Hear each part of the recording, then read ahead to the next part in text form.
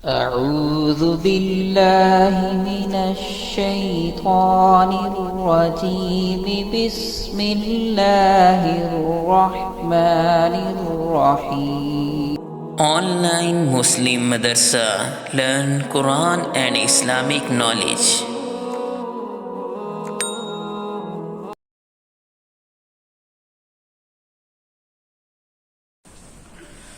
السلام علیکم ورحمۃ اللہ وبرکاتہ۔ امید ہے تمام دیکھنے والے اللہ کے فضل و کرم سے خیر و عافیت سے ہوں گے، اور آپ لوگ اس چینل کے ذریعے اپنی عربی کے حروف کو اچھے طریقے سے سیکھ رہے ہوں گے۔ امید کرتا ہوں آپ نے پچھلے تمام عربی کے حروف کی اچھے سے مشق کی ہوگی۔ تو آج ہم عربی کے نیکسٹ حرف کو پڑھنا سیکھتے ہیں۔ اگلا حرف جو آج کے لیسن کے اندر ہے وہ ہے تو۔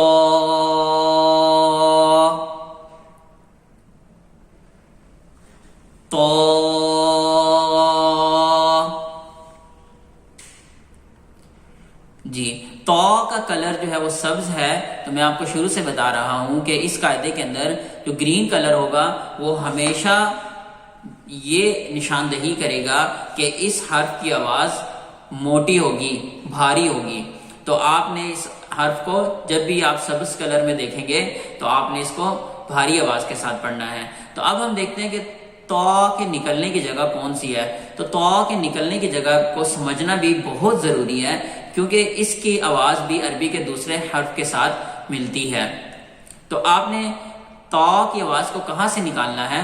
آپ نے اپنی زبان کی نوک کو اوپر والے دانتوں کی جڑوں کے ساتھ لگانا ہے، یا اوپر والے دانتوں کے پیچھے لگانا ہے۔ جو اوپر کے دو دانت ہیں ان کے پیچھے لگانا ہے۔ تو آپ دیکھیں، تا تا تا تا نہیں، آپ نے ہیوی کر کے پڑھنا ہے، موٹا کر کے پڑھنا ہے۔ تو آپ نے اپنے ہونٹوں کو تھوڑا سا گولائی کی شکل میں لانا ہے۔ تو دیکھیں کیسے آواز تبدیل ہو گئی ہے۔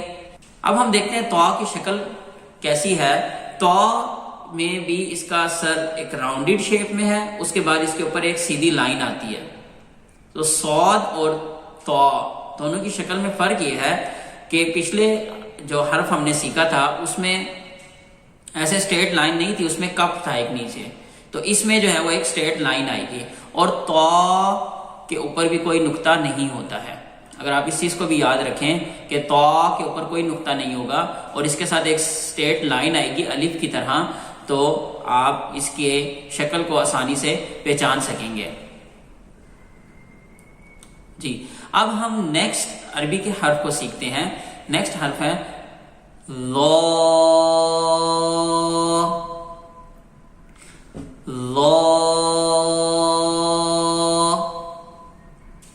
غا کے نکلنے کی جگہ کو بھی سمجھنا بہت ضروری ہے، کیونکہ اس کی آواز بھی عربی کے دوسرے حروف کے ساتھ ملتی ہے۔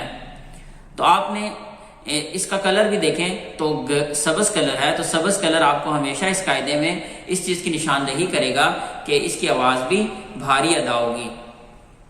اب اس کے ہم نکلنے کی جگہ کو دیکھیں تو آپ نے زبان کی نوک کو اوپر اور نیچے والے دانتوں کے درمیان میں رکھنا ہے، لو، اور اس کے بعد اپنے ہونٹوں کو گولائی کی شکل میں تبدیل کرنا ہے۔ دیکھیں، لا لا لا لا، نرمی، شروع میں نرمی کے ساتھ لا، اور اس کے بعد بھاری آواز لا۔ دیکھیں اگر میں ہونٹوں کو راؤنڈ نہیں کرتا تو آواز باریکی کے ساتھ ادا ہوگی، لا لا لا۔ تو دیکھیں میں تھوڑا سا گولائی میں لاؤں، کیسے دیکھیں، ذرا سی ہونٹوں کی حرکت کو تبدیل کریں تو لفظ کی آواز کیسے تبدیل ہو رہی ہے۔ تو اس لیے میں آپ کو شروع سے بتا رہا ہوں کہ عربی کے ہر حرف کے نکلنے کی جگہ اور اس کی باریکی، آواز باریکی کے ساتھ ادا ہوگی یا بھاری آواز ہوگی یا نرمی کے ساتھ ہوگی، اس کو سمجھنا بہت ضروری ہے، کیونکہ اس سے میننگز چینج ہو جاتے ہیں۔ اگر آپ ایک حرف کی آواز ہلکی ہے تو اس کو بھاری کر کے پڑھیں، بھاری کو اگر سختی کے ساتھ پڑھیں تو سختی کو آپ نرمی کے ساتھ پڑھیں، تو میننگز چینج ہو جاتے ہیں، کیونکہ عربی کے ہر دوسرے لفظ کے ساتھ میچ کر جاتے ہیں۔ تو اس لیے آپ نے یاد رکھنا ہے لا کی آواز نرمی کے ساتھ ادا ہوگی اور اس کے بعد بھاری آواز ہوگی. لا آپ نے اس کو سختی کے ساتھ نہیں پڑھنا جیسے زا یا زو یا زا، ایسے نہیں پڑھنا. آپ نے اس کو نرمی اور موٹی آواز کے ساتھ پڑھنا ہے. لا. جی ماشاءاللہ، آپ اس کی انشاءاللہ اچھے سے مشق کیجئے گا، آپ بہت جلدی ادا کرنا سیکھ جائیں گے. اب اگر ہم لا کی شکل کو دیکھیں تو لا کی شکل بھی پچھلے حرف تا کی طرح ہی ہے، لیکن اس کے اوپر ایک نقطہ ہے. تو آپ نے یاد رکھنا ہے کہ جب آپ اس طرح راؤنڈڈ شیپ دیکھیں، اس کے ساتھ آپ اسٹریٹ لائن یعنی الف کی طرح دیکھیں ایک لائن، اور اس کے اوپر ایک نقطے کو دیکھیں، تو آپ نے کون سی آواز کو ادا کرنا ہے؟ لا. جی اب میں ان دونوں حروف کو دہراؤں گا تو آپ نے اس کو سمجھنا ہے کہ میں کیسے ادا کر رہا ہوں. تو لا.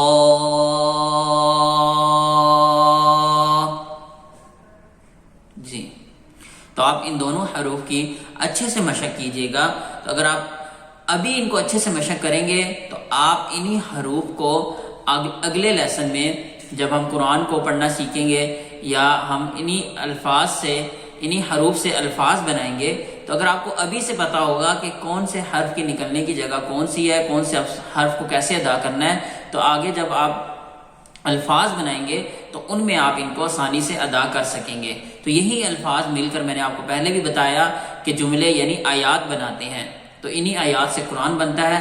تو یہ ایک بیسک چیز ہے، ایک بنیاد ہے. اگر کسی بھی عمارت کی بنیاد اچھی ہوگی تو اس کے اوپر ایک اچھی بلڈنگ کھڑی ہو سکے گی. تو آپ بھی اگر اپنی بنیاد سیکھنے کی اچھی بنائیں گے تو انشاءاللہ العزیز آپ قرآن کو بھی اچھا پڑھنا سیکھ جائیں گے. تو تب تک کے لیے آپ ان دونوں حروف کی اچھے سے مشق کریں، اور اگلے لیسن کے اندر ہم نیکسٹ عربی کے جو حروف ہیں ان کو پڑھنا سیکھیں گے. اور آپ مجھے اپنی دعاؤں میں ضرور یاد رکھیں. جزاک اللہ خیر. السلام علیکم ورحمۃ اللہ وبرکاتہ.